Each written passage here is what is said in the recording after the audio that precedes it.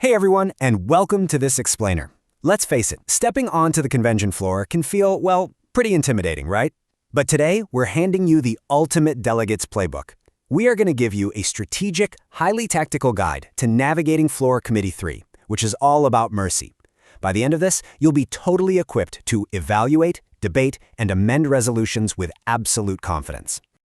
All right, here's our game plan for today. First, kingdom over castle. Then, life and family ministries. Third, church worker care. Fourth, disaster and addiction response. Next, the master amendment. And finally, your delegate floor cheat sheet. Okay, let's jump right into Section 1, Kingdom over Castle. This is our foundational framework.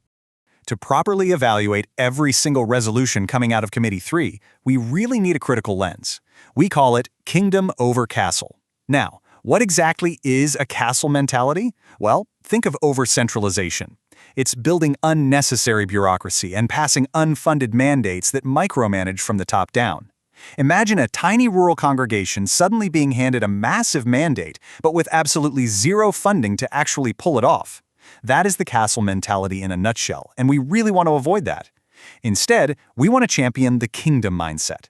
The whole point of the Synod is to serve congregations, districts, and local mercy ministries. We are looking for low control from the top, but high accountability, giving local contexts the freedom to do what they do best without drowning in red tape. So how do we actually empower the kingdom? By locally stewarding what we call the 5 capitals.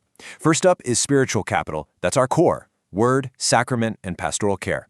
Then there's relational capital, which is all about building local trust, district relationships, and volunteer networks.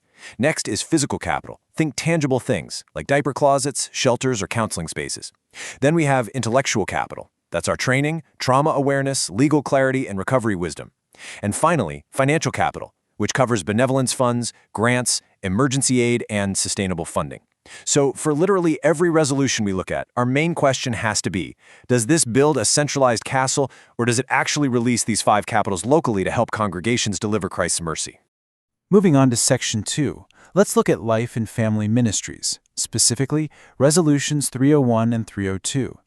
Okay, so Resolution 301 focuses on life ministry, and 302 covers adoption and fostering. In plain English, they are about supporting families. The big mercy opportunity here is to take our really strong pro-life confession and connect it to concrete local care for mothers, fathers, the elderly, and families in crisis. But here's the castle risk: passing a resolution full of vague thanksgiving that just stops at awareness with absolutely no real follow-through.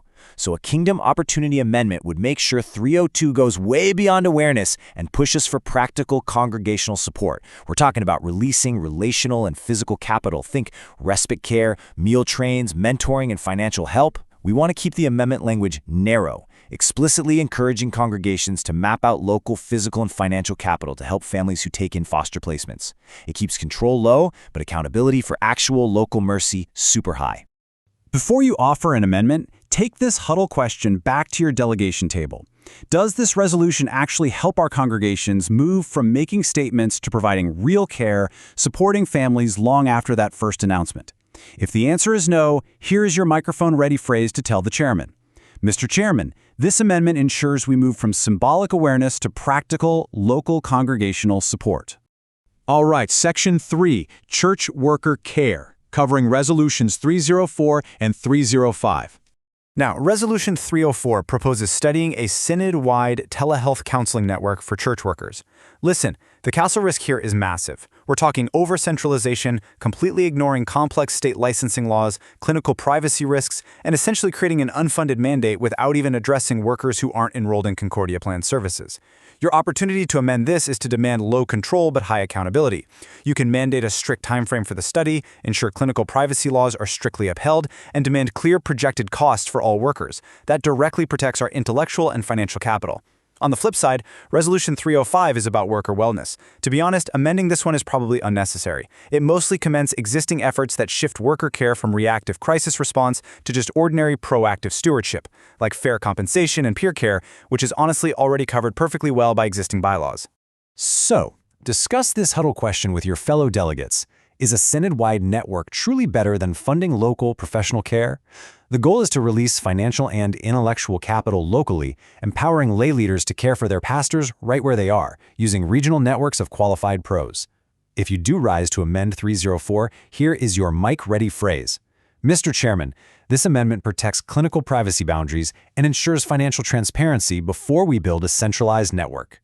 Let's transition to Section 4, Disaster and Addiction Response. That's Resolutions 303, 306, and 307. We've got 3 distinct targets in this cluster. First, Resolution 303 requires districts to appoint disaster response coordinators. The castle risk here? Micromanaging every single district with unfunded mandates. A strong kingdom amendment would instead require brief annual readiness reports that ensures accountability without the heavy top-down control. Then there's Resolution 307, which encourages congregational mercy. We just need to ensure evangelism isn't accidentally reduced to purely transactional social services. But the really critical one here is Resolution 306 regarding the addiction crisis. In plain language, this addresses the massive opioid and addiction epidemic. The huge risk here is dangerously blurring the lines between pastoral care and clinical rehab. A solid amendment would explicitly separate our spiritual capital, like absolution and pastoral care, from the highly specialized intellectual capital of clinical treatment and pure recovery support. Your huddle question for 306 is absolutely vital. Are we clearly distinguishing pastoral care from clinical treatment? Look, we have to make sure our spiritual capital, word, sacrament, and absolution, stays at the center. But we absolutely cannot sacrifice intellectual capital by ignoring state laws or medical best practices. We need to partner with qualified medical pros and congregations already doing the heavy lifting in addiction recovery. Your microphone-ready phrase?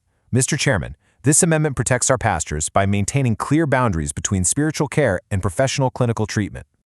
Okay, let's open up Section 5, the Master Amendment, your tactical toolkit. You are going to need a highly adaptable tool, something you can use across almost any Committee 3 resolution to enforce this kingdom framework. Consider this your Master Amendment paragraph. You can literally move that implementation be carried out in a way that, and I quote, strengthens local congregational mercy, honors district and congregational context, protects confidentiality where needed, encourages partnership with confessionally faithful ministries and qualified professionals, and provides a brief report before the 2029 convention. Boom.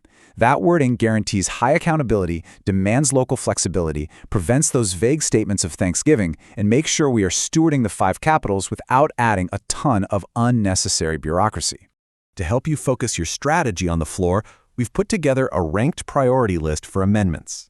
Resolutions 301 on life ministry and 302 on adoption are at the absolute top. Why? Because moving them from just awareness to concrete local action has an immediate, tangible impact on families in your community.